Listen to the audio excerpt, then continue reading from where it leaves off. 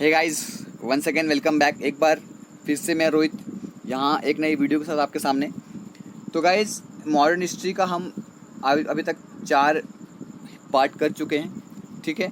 तो गाइस, अब हम पढ़ेंगे मूवमेंट्स ऑफ इंडिया, जिनके बारे में आप बेसब्री से आई थिंक इंतज़ार कर रहे थे। ये पार्ट 5 है हमारा वीडियो का। तो टाइम वेस्ट ना करते हुए वीडियो को स्टार्ट करते हैं गाइस। तो चीफ नेशनल एक्टिविटीज़ कौन सी सबसे पहले देखो, इंडियन नेशनल कांग्रेस यहाँ पे फ्रेम हुई। कब हुई? इसको 1885 में फ्रेम किया गया। किसने किया? ठीक है, ए.ओ. ह्यूम ने इसको फॉर्म किया। ए.ओ. ह्यूम कौन थे? वो एक सिविल सर्वेंट थे, ठीक है। फाउंडर ऑफ नेशनल कांग्रेस कौन थे? INC के फाउंडर कौन थे? ए.ओ. ह्यूम। कब इसको फाउंड किया गया? 1885 को किया गया। तो ए.ओ. ह्यूम कौन थे? वो एक रिटायर्ड सिविल सर्वेंट थे, ठीक है। इसका फर्स्ट सेशन इसका कहाँ पे हुआ? बॉम्बे में हुआ, आपको याद रखना है, ठीक है। तो उस वक्त किसको प्रेसिडेंट बनाया गया? WC बनर्जी, भूमेश चंद्र बनर्जी को, बुजुर्ग आदमी थे, इनको यहाँ पे बनाया गया 1885 में।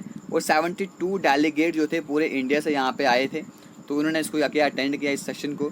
तो पहले 2 डिकेड, यानी कि पहले 2 डिकेड जो हैं, पहले 20 साल जो हैं इसके इंडियन नेशनल कांग्रेस के, उसको हिस्ट्री में इसने in as those of moderate demand as sense of confidence, British justice and generosity, ठीक है। पहले जो यहाँ पे इसके 2 डेकेड रहे हैं, 20 साल रहे, वहाँ पे यहाँ पे मॉडरेट डिमांड्स थी, ठीक है। तो मॉडरेट लीडर्स कौन थे?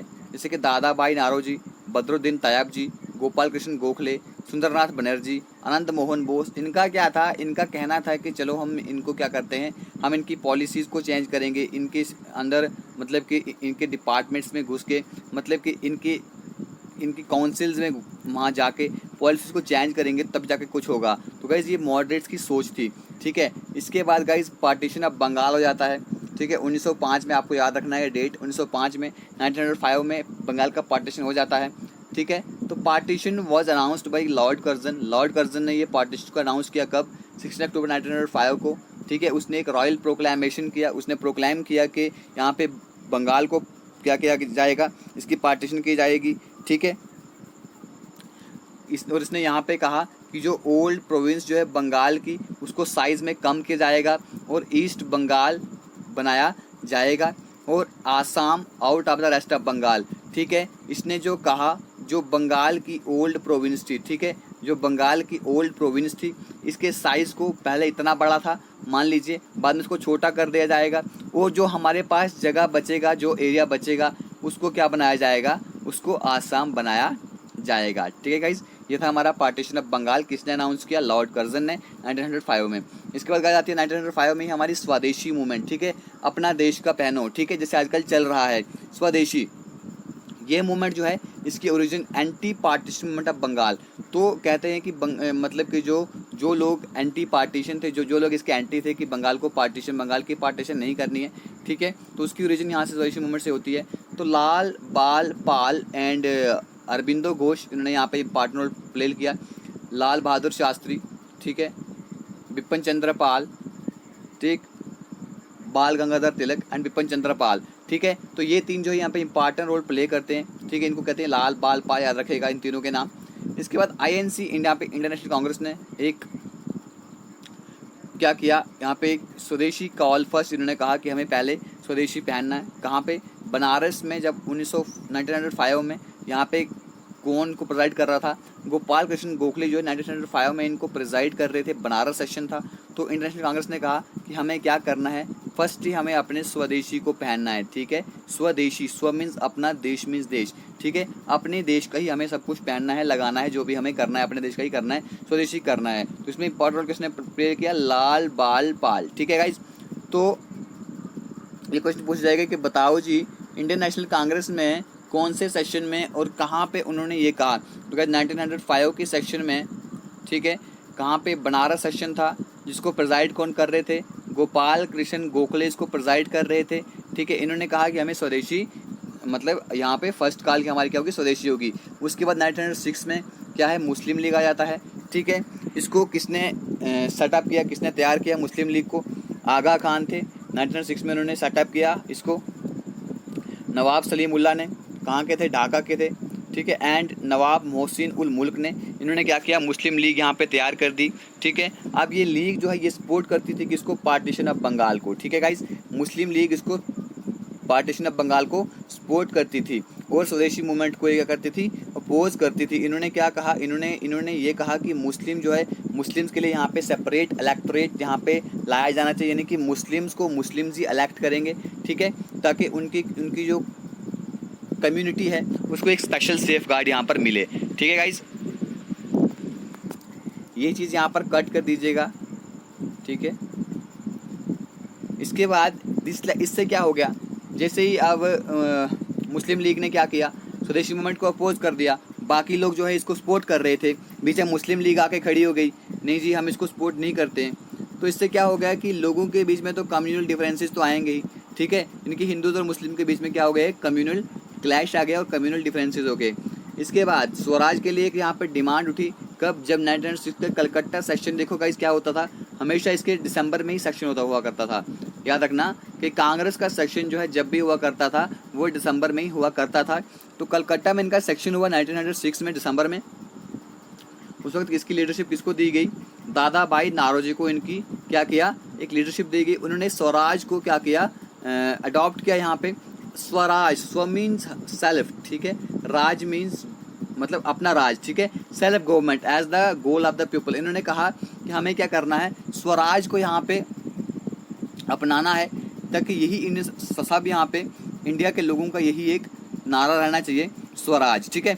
इसके बाद सूरत यहाँ पे स्प्लिट हो जाता है 1907 में। तो गाइस सूरत स्प्लिट क्या है, यहाँ पे इंडियन नेशनल कांग्रेस जो है दो ग्रुप में यहाँ पे टूट जाती है, बिखर जाती है, ठीक है। एक होते हैं हमारे एक्सट्रीमिस्ट, एक होते हैं हमारे यहाँ पे मॉडरेट्स, ठीक है, मॉडरेट्स एंड एक्सट्रीमिस्ट। अब यहाँ पे क्यों, जब यहाँ पे स्वदेशी मूवमेंट पे डिबेट होना शुरू हो जाती है तो कुछ यहाँ पे मॉडरेट बन जाते हैं, ठीक है, कुछ यहाँ पे एक्सट्रीमिस्ट होते हैं, ठीक है। मैंने पहले कहा कि जो मॉडरेट जो होते हैं पहले 2 डिकेड में मॉडरेट चलते हैं इसके, उसके बाद एक्सट्रीमिस्ट आ जाते हैं। तो एक्सट्रीमिस्ट को कौन लीड करता है, लाल बहादुर शास्त्री, बाल गंगाधर तिलक, उसके बाद बिपिन चंद्र पाल, ठीक है। तो मॉडरेट्स को कौन लीड करता है, गोपाल कृष्ण गोखले, ठीक है, जिसने क्या कहा था, हम क्या करते हैं, हम स्वदेशी को क्या करेंगे, हम स्वदेशी को अपनाएंगे। इसने क्या फर्स्ट कॉल कही थी स्वदेशी मूवमेंट के लिए, ठीक है।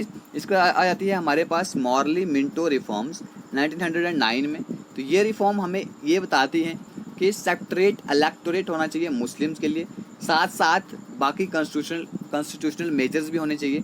तो लॉर्ड मिंटो को फादर ऑफ कम्युनल इलेक्टोरेट भी कहा जाता है, याद रखिएगा guys, father of communal electorate किसको कहा जाता है, लॉर्ड मिंटो को कहा जाता है।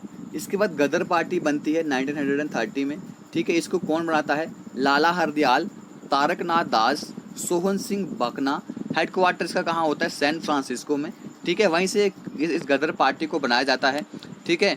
तो इसका नाम गदर क्यों रखा गया, ठीक है, इसका नाम गदर इसलिए रखा गया, एक वीकली पेपर था, ठीक है, ये एक वीकली पेपर था, इसका नाम गदर था, इससे गदर पार्टी का नाम दिया गया। इसको 1 नवंबर 1913 को इस पेपर को शुरू किया गया था, ठीक है, 1857 को कोमेमोरेट करने के लिए, ठीक है, गदर पार्टी बनाई गई।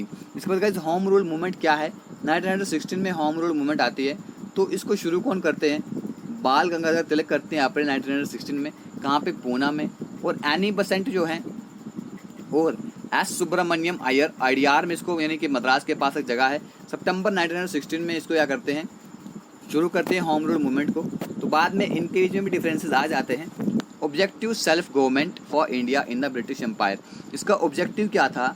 अब होम रूल मूवमेंट का क्या था, होम से आप समझ सकते हैं कि अपने रूल, यानी कि हमें अपना रूल होना चाहिए, सेल्फ गवर्नमेंट होनी चाहिए किसकी, for India in the British empire, British empire में इंडिया के लिए अपना सेल्फ गवर्नमेंट होना चाहिए। तो इस मूवमेंट के दौरान क्या होता है, तिलक ने एक स्लोगन यहाँ पे, अब आपको पूछा जाएगा कि ये स्लोगन किसका है, Swaraj is my birth right and I shall have it. बोलते हैं कि स्वराज जो है मेरा जन्मसिद्ध अधिकार है और मैं इसको लेकर रहूँगा। बाल गंगाधर तिलक यहाँ पे बताते हैं जब वो होम रूल मूवमेंट स्टार्ट करते हैं अप्रैल 1916 में, ठीक है। तो गाइस होम रूल मूवमेंट दो जगह यहाँ पे शुरू होती है, एक तो पूना में होती है जिसको बाल गंगाधर तिलक शुरू करते हैं अप्रैल 1916 में, दूसरी एनी बेसेंट और सुब्रमण्यम अय्यर जो है इसको आईडीआर में शुरू करते हैं, जो मद्रास के पास एक जगह है, वो सितंबर 1916 में इसको शुरू करते हैं गाइस, ठीक है, इसको याद रखिएगा। इसके बाद लखनऊ पैक्ट होता क्या है, लखनऊ पैक्ट में क्या होता है, एक पैक्ट आता है, एक संधि होती है किसके बीच में, इंडियन नेशनल कांग्रेस के बीच में और मुस्लिम लीग के बीच में, ठीक है, इन दोनों के बीच में एक संधि होती है। इसमें क्या होता है following a war between Britain and Turkey leading to anti British feeling among Muslim. इसमें क्या होता है, टर्की में एक वार चल रही होती है, इसमें क्या होता है, इनके खलीफा होते हैं, ठीक है गाइज। क्या होता है, एक खलीफा इनका हेड माना जाता था उसको, खलीफा को। तो क्या करते हैं, तो वहाँ पे उसकी सुपीरियरिटी को कम कर देते हैं, तो वहाँ उनके बीच में कुछ झड़प जैसी होती है, लड़ाई होती है, ठीक है, जिससे कि मुस्लिम के बीच में क्या हो जाता है, मुस्लिम के बीच में ब्रिटिश के खिलाफ एक क्या हो जाएगा, बुरा लगेगा ना मुस्लिम्स को। जब मुस्लिम का जो खलीफा है, मुस्लिम का जो हेड है, जब उसको आप इन्फीरियर समझते हो, ठीक है। जब मान लीजिए, एक एग्जांपल यहाँ पे दूंगा, ठीक है, मान लीजिए अगर मैं आपका हेड हूँ, आप मुझे बहुत अच्छे तरीके से जानते हैं, ठीक है, समझते हैं, रिस्पेक्ट करते हैं, सब कुछ करते हैं, ठीक है। तो अगर मुझे कोई गाली देना स्टार्ट कर दे, तो क्या आप उसको प्यार करोगे, क्या आप उससे दोस्ती करोगे? बिल्कुल भी नहीं करोगे, ठीक है ना। वो अगर मेरा दुश्मन है, फिर वो आपका भी दुश्मन हो जाएगा। तो गाइस यही यहाँ पर हुआ कि जब टर्की में क्या हुआ, खलीफा के अगेंस्ट जब उन्होंने ब्रिटिशर ने वहाँ पे एक मुहिम चलाई, तो यहाँ पे मुस्लिम जो है इंडिया में भी, उनको भी बहुत गुस्सा आया, ठीक है। तो यहाँ पे एक लखनऊ पैक्ट हुआ, इंडियन नेशनल कांग्रेस और मुस्लिम पैक्ट के, मुस्लिम लीग के बीच में। तो दोनों ऑर्गेनाइजेशन ने क्या किया, जॉइंटली उन्होंने डोमिनियन स्टेटस डिमांड किया, कंट्री के लिए कंट्री में डोमिनियन स्टेटस होना चाहिए, ठीक है। तो कांग्रेस ने यहाँ पे सेपरेट इलेक्टोरेट जो है मुस्लिम के लिए यहाँ पे एक्सेप्ट कर लिया, ठीक है। कांग्रेस ने कहा ठीक है, तो मुस्लिम को भी सेपरेट इलेक्टोरेट यहाँ पर दे दो, ठीक है, उनको भी हक है। अब इसके बाद होता है गाइज अगस्त डिक्लेरेशन, ठीक है। जैसे ही लखनऊ पैक्ट 1916 में हो जाता है, ठीक है। लखनऊ पैक्ट में होता क्या है, मैंने अभी पीछे कहा आपको कि इंडियन नेशनल कांग्रेस के बीच में, मुस्लिम लीग के बीच में क्या होता है, एक पैक्ट होता है, ठीक है, संधि जैसी होती है। इसके बाद अगस्त डिक्लेरेशन होता है क्या है, लखनऊ पैक्ट के तुरंत बाद एक ब्रिटिश पॉलिसी यहाँ पर अनाउंस की जाती है, जिसका मकसद क्या होता है कि हमने इंडियंस के बीच में क्या करना है, एसोसिएशन को इंक्रीज करना है, ठीक है। एडमिनिस्ट्रेशन के हर एक हिस्से पे हमें इंडियंस को क्या करना है, इंक्रीज करना है, ताकि जिससे यहाँ पे रिस्पॉन्सिबल गवर्नमेंट बन सके, और यहाँ पे प्रोग्रेसिवली रिस्पॉन्सिबल गवर्नमेंट यहाँ पे बने इंडिया में। और ये क्योंकि ये ब्रिटिश एम्पायर का एक इंटीग्रल पार्ट है, ठीक है। तो ये लखनऊ अगस्त डिक्लेरेशन में, अगस्त में ये डिक्लेयर किया गया, तो इसको क्या कहा गया, इसको अगस्त डिक्लेरेशन कहा, ठीक है गाइज। तो मोंटेगू कैम्सफोर्ड रिफॉर्म जो है, या act of government of India act 1919, तो वो इसी ही डिक्लेरेशन पे क्या है, इसी डिक्लेरेशन पे वो बेस्ड था, ठीक है गाइज। इसके बाद रिवॉल्ट एक्ट, ब्लैक एक्ट के नाम से भी इसे जाना जाता है, ठीक है। इसने क्या किया, इसने मतलब कि ऐसी पावर दे दी गवर्नमेंट को, ठीक है। मैंने पिछली वीडियो में भी कहा था मैंने आपको कि वो किसी को भी अरेस्ट कर सकते थे, किसी को भी जेल में डाल सकते थे, जिनको उस पर शक हो, बगैर किसी ट्रायल के, बगैर किसी पूछताछ के वो किसी को भी अरेस्ट कर सकते थे, ठीक है। इस लॉ से क्या हुआ, इस कानून से क्या हुआ कि गवर्नमेंट ने क्या कर दिया, government to suspend the right of habeas corpus. यहाँ पे हैबियस कॉर्पस का जो राइट था वो सस्पेंड कर दिया, ठीक है। मतलब कि जो ब्रिटेन में सिविल लिबर्टीज़ की एक फाउंडेशन की एक फाउंडेशन की बेस थी, ठीक है, एक बेस था सिविल लिबर्टी का ब्रिटेन में, तो वो यहाँ पे सस्पेंड कर दिया गया। To have the body of, habeas corpus का मतलब क्या होता है, to have the body of. तो गाइस रिवॉल्ट सत्याग्रह, अब इस एक्ट के अकॉर्डिंग जो यहाँ पे एक्ट लाया गया था कि आप किसी को भी क्या कर सकते हो, कोई भी सस्पेक्ट आपको दिखेगा, कोई भी किसी के ऊपर शक होगी, बगैर पूछताछ के आप उसको अरेस्ट कर सकते हो, ठीक है। तो इसके खिलाफ इस एक्ट के खिलाफ जो सत्याग्रह यहाँ पे हुआ उसे कहते हैं रिवॉल्ट सत्याग्रह। क्या कहते हैं गाइस, रिवॉल्ट सत्याग्रह। तो ये पहली एजिटेशन थी कंट्री वाइड, पूरे मुल्क में ये हुई थी, पूरे देश में हुई थी। किसने किया था इसको, गांधी जी ने यहाँ पे पूरा साथ दिया था इस एजिटेशन में। तो गाइस ठीक है, यहाँ पे इस वीडियो ख़त्म करते हैं, तो अगली वीडियो में हम इसका पार्ट 6 लेकर आएंगे, ठीक है गाइस। छोटी छोटी वीडियोस में आपको भी अच्छा लगता है, छोटी छोटी वीडियोस में अगर टॉपिक खत्म होता है। थैंक यू, मिलते हैं अगले वाली वीडियो में, तब तक के लिए नमस्कार, जय हिंद, थैंक यू।